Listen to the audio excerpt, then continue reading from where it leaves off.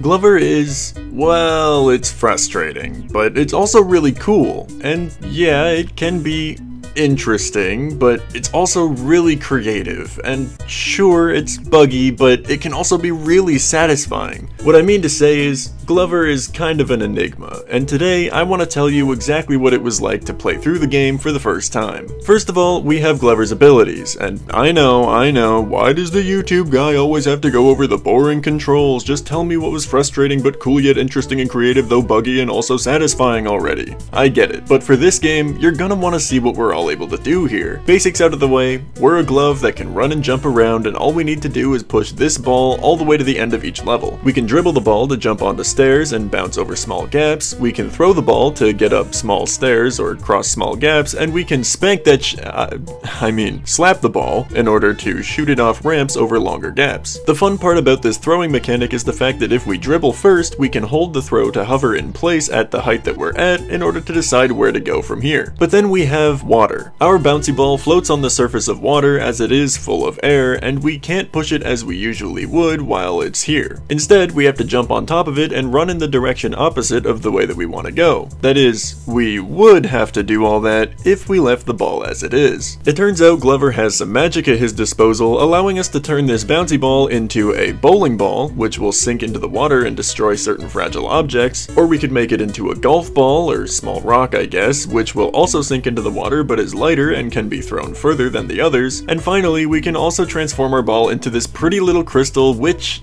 well, it breaks. Yeah. You don't want to use this one. This is a completely useless form, but to be honest, I'm really glad it's in the game because of the story behind why we're actually here playing with balls. Let's keep things simple. At the start of the game, there's a wizard making some kind of concoction. He messes up, falls to what I can only assume is instant death, and Glover, one of the wizard's magical gloves, flies out of the tower towards the ground. His other magical glove, though, falls into this recently failed concoction, becoming an evil glove. Ooh! Basically, evil glove throws away all of these magical crystals from the tops of all the castle towers, but acting quickly, Glover doesn't let them break. Instead, he turns them all into bouncy balls to keep them safe from hitting the ground so that we'll also be able to bring them back and restore power to the castle. That's why one of the forms we can use is this crystal, and to make sense with the story, that's why they break so easily. So far, everything I've talked about falls into the cool, creative, and satisfying categories, but let's actually play the game here for a second and you might be able to see why it doesn't exactly hold together all that well. The levels start off very tame. In World 1, we have very basic platforming to get through before finally reaching our first boss fight at the end. In this boss fight, we first just have to smack this bottom fish with the ball to take him out, and then the crab and the flying fish from this fish tower split up. From here, I figured I'd just have to hit the moving crab with the ball and probably throw the ball in the air to hit the flying guy, but this didn't exactly work. I tried turning my ball into a bowling ball to hopefully damage the crab's shell or something, but that didn't work either.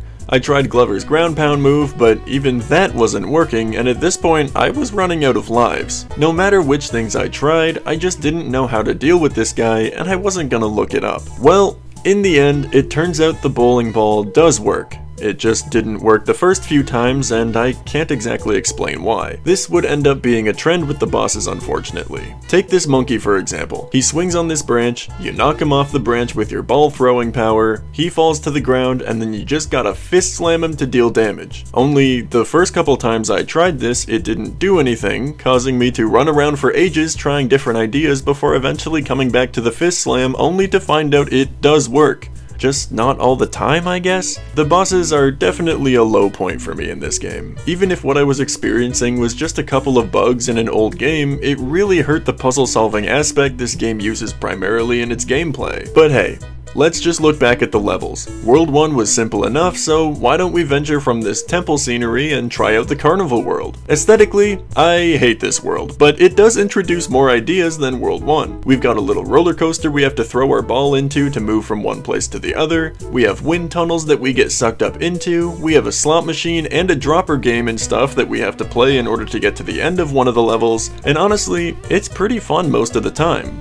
but this world also introduces a couple of rough patches. Most notably of these rough patches, we have this first troubling section where we need to jump down onto these moving coffee cups and get to this next platform. But the next platform is too high to throw our ball to, so I don't know, I guess we have this giant cup of water in the middle, but jumping into this cup of water just kills me, making me have to run back to where I was, and if I throw my ball into the water, it's pretty hard to get it out, and there's nowhere I can actually go once I'm down here, so what's the deal? Well, it turns out the bottom of this cup of water is actually a teleporter, not a kill zone, and I just didn't really notice that that was the case. I thought I was just losing lives because I was dropping into a water pool that would be impossible for me to make my way out of, but what's actually happening here is I'm being teleported to the next platform I was trying to throw my ball to from the smaller coffee cups. This could have been conveyed better in my opinion, and here's why. The texture these coffee cups are using is the same as the texture at the bottom of this cup of water. As it turns out, this texture throughout the rest of the world is used as a teleporting surface.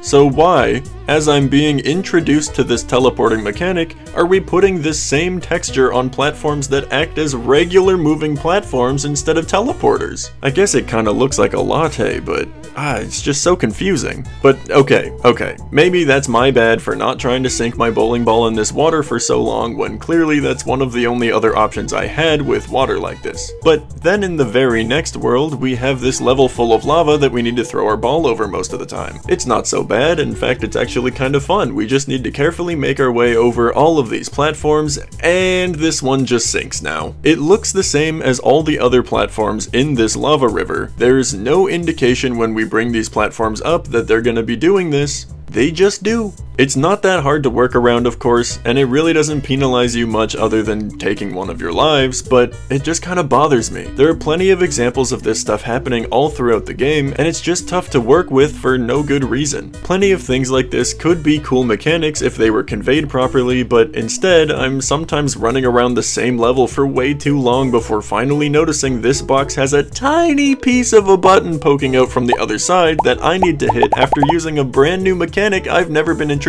to. Here, I'm meant to jump up on this bouncy surface to collect a red potion that's never been explained to me what it does, and push this giant box from the side. Not only has this pushing mechanic never come up before, but it's also poorly executed here and never comes up in a single level again. I don't know why there are so many small things like this in each level past the first world, but it comes up way too often and makes what should be a 5-minute level take like 25 minutes to complete. The thing with all of this is, once you know about these small features in every level, this game plays just fine. It's just that trying to figure out everything for the first time through is so miserable. It's interesting and cool to start, but frustrating and buggy and honestly devious the further you continue to play through it. Glover is a good game, just maybe not the first time you play through it if you aren't looking up solutions to some of the issues you'll undoubtedly be finding yourself dealing with. Hopefully now you understand what I mean by frustrating, cool, interesting, creative, buggy, yet also satisfying. I'm truly conflicted on how I feel about this game. Now, normally, I run into games on the N64 that I actually know whether or not I like, and if you'd like to see a couple examples of that, I have a playlist full of N64 games I've made videos on that should be popping up on screen shortly. If you like the video,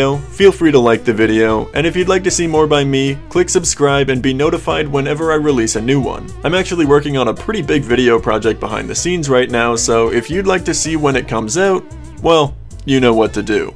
Until next time, my name's Milo, and I'm out.